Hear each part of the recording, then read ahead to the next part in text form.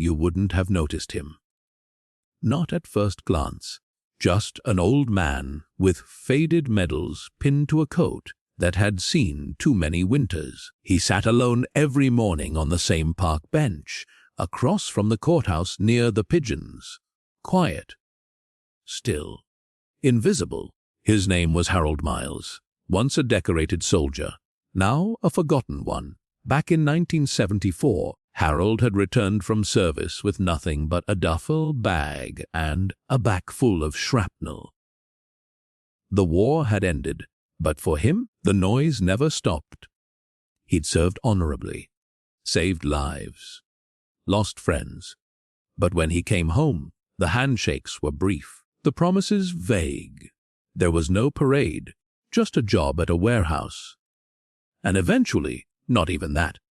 He never married. His parents had passed on. His younger brother moved overseas.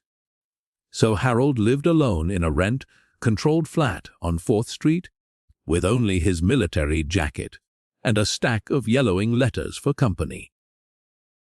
Each morning, he'd leave home at 8 sharp, feed the birds, sit in silence, watch the city rush past him like he was just another crack in the sidewalk.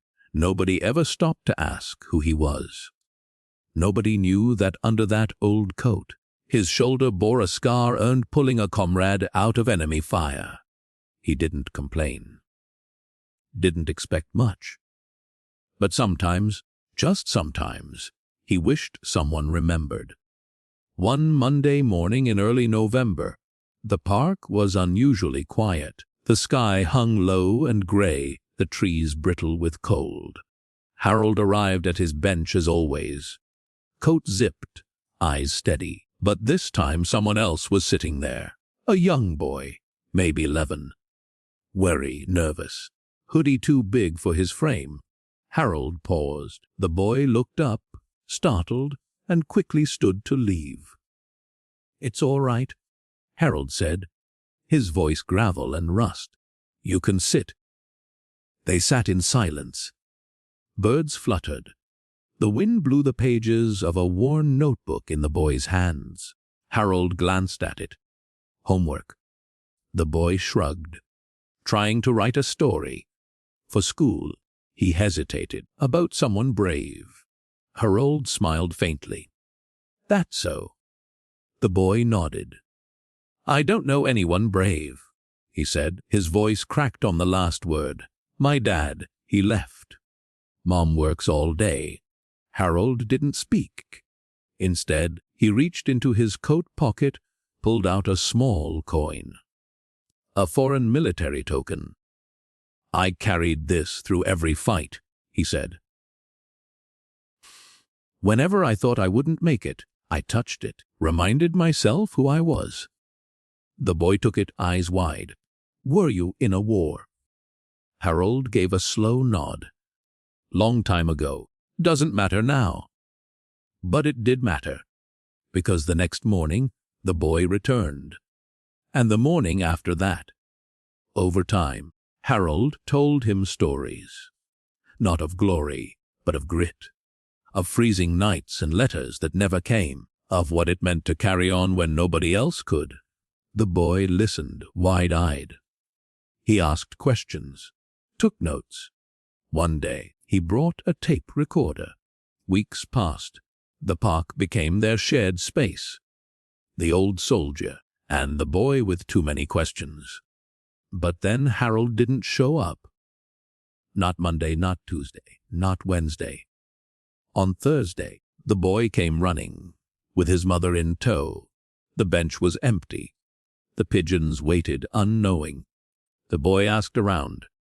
Finally, a city worker remembered Harold's address. They found him in his apartment. Cold. Still, the medal still hanging above his single bed. The mother placed a hand over her mouth. The boy just stood there, holding the token. 1 month later, the town held a ceremony.